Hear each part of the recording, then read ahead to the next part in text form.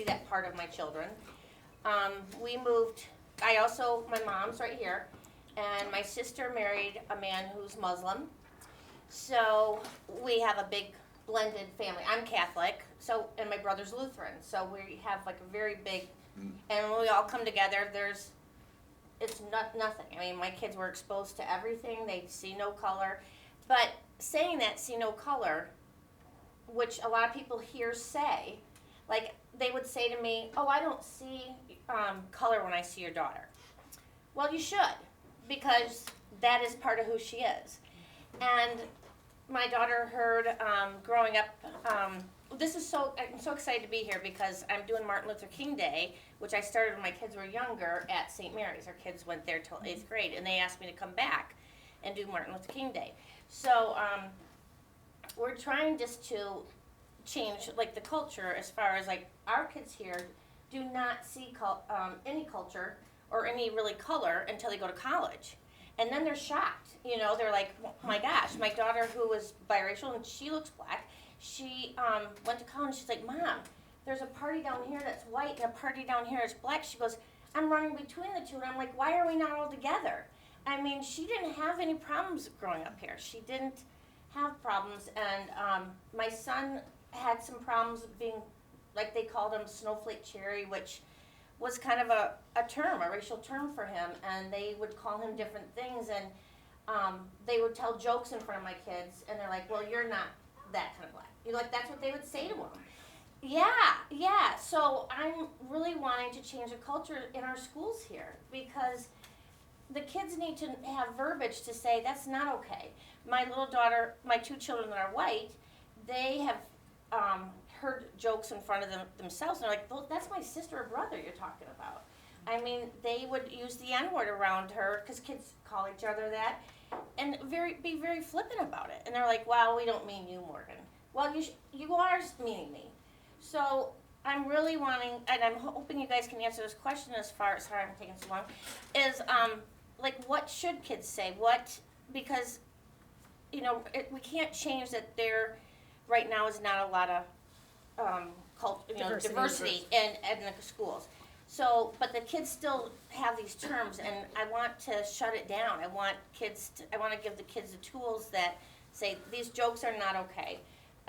We need to stop that kind of thing, and you should see color, because that's okay. I mean, you should see that. So I'm really wanting the verbiage. Like what do you say when what kind of things do you say when people tell jokes like that, or or just how can we do something? I want to start doing some exchange for lunches and stuff, with Muskegon schools, and I thought that would be cool. But I'm looking for some ideas on that, like how can we change the environment right now in the schools?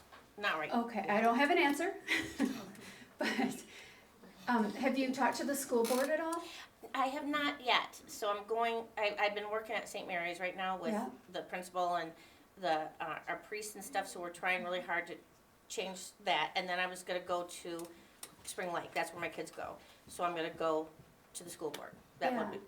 It's always good to maybe even first talk with an assistant principal or something, and just say, hey, what are you guys doing, just to kind of get the vibe and feel and see if there's anything there first maybe. But then if not, or if maybe not enough, just to go to a school board meeting and in the open talk, just say, hey, I'm really concerned about this. They usually let you talk for between 3 to 5 minutes, and they don't answer anything there, but they take notes and they'll get back with you on things.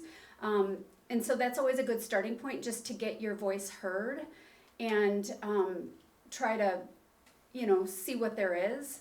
I mean, it has to start a movement, Right. You have to, and it's tough. It's and really I have tough. asked the principal and stuff, and they have the calling all colors. They'll say that, and then that's really what they're doing.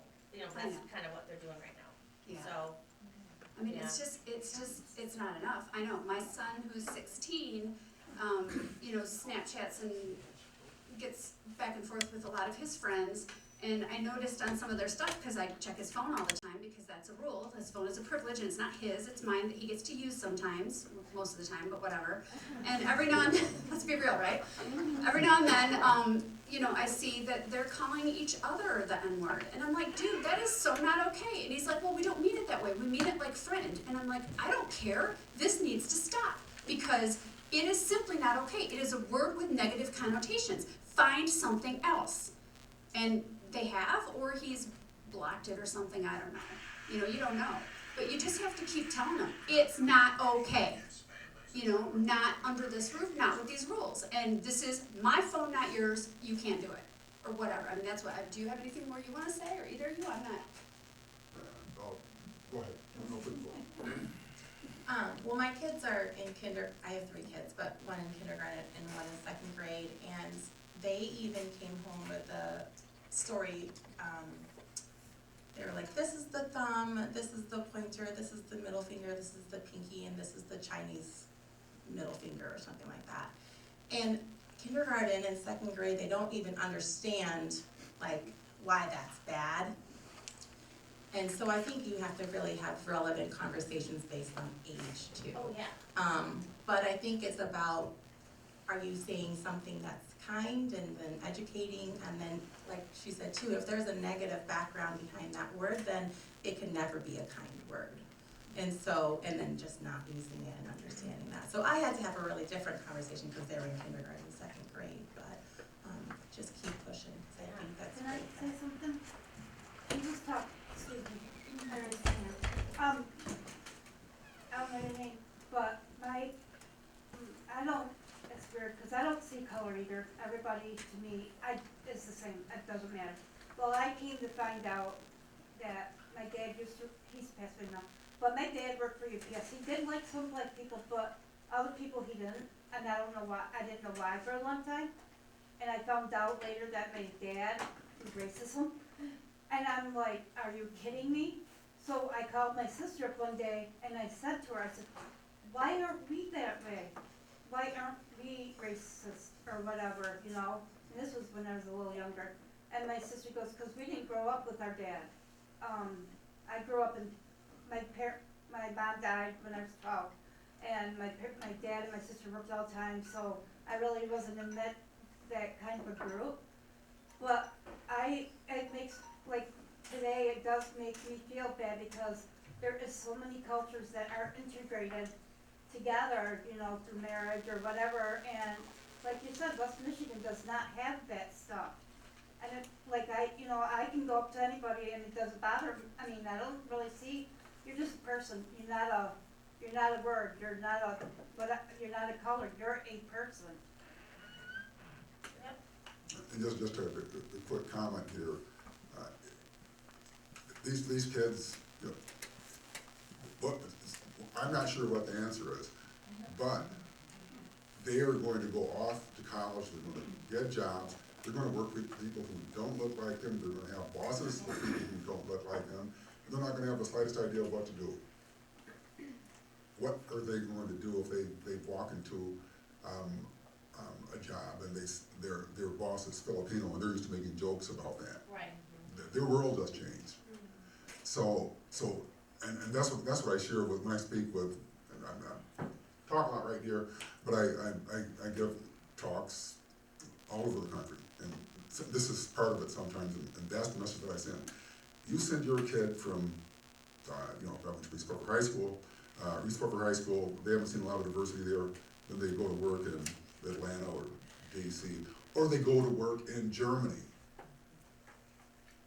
You know, they have their issues clearly, but one of the issues that they're not as concerned with as we are is that they see people from different countries all the time. That's not unusual. Someone with a different language is not unusual to them. So if they want to be successful and they want, every high school kid wants to go someplace else, right? They go someplace else and they find out that, man, you know, they're not listening to that stuff here, you know, and then they blame other people instead of their own ignorance. So that's, you know what really can happen to change that, other than the sort of long-term efforts of people like those in this room. Other questions for the panel? Wes? To answer her question differently, and the other lady too, and also Bill, another, West Ottawa, oh sorry, Western Michigan, and particularly Ottawa County, pretty well we know, isolated.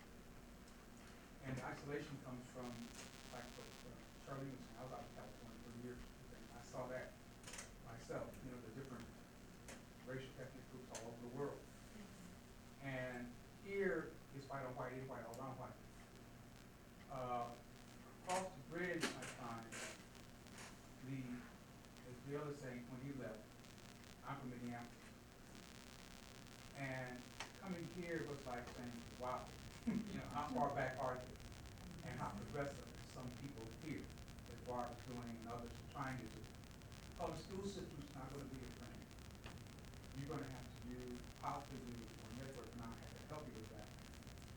Information on what you need to empower your children in order for them to have what we call aegis, be protected, like a shield, to have the knowledge of what is going to go on and be grounded in that so they can go forward. Like the other thing when you walk into the world, college, into the business world, internationally, whatever they do. I did not know that until I got to California, or also when I got in the military first, then went to California second. And then I saw what the real world was all about from Minneapolis. Because again, it was like white on white, white, all around white. And so when you look at it internationally, and so we call it globally, you know, you have to begin to say, okay, what are others about, and where they're coming from. And again, I was not inoculated, but I had the experience. People are working around with people of the Jewish religion, and the other Swedes, Norwegians, and Icelanders, and all these other places, but actually not in a global sense. What the public schools are not going to teach is truth. You're not going to show film. You're not going to show, you know, what is really happening out there. It's by design, and it needs to be that, so they have to protect their own kissing teeth. So you have to begin to say, hey, you know, where do I reach out to, or toward you as information that can be able to impart my children, other children who are thinking about what they want to do. You can talk to the superintendent, you can talk to the curriculum developer, people like that. But again, when you look at the actual curriculum that the students have, is zero. I call it zero. So again, that's what you're going to have to begin with as a parent, and either organize people like yourself with the same interest in Spring Lake school system and others, and then go from there. See what you can do from there. Any other questions for the panel?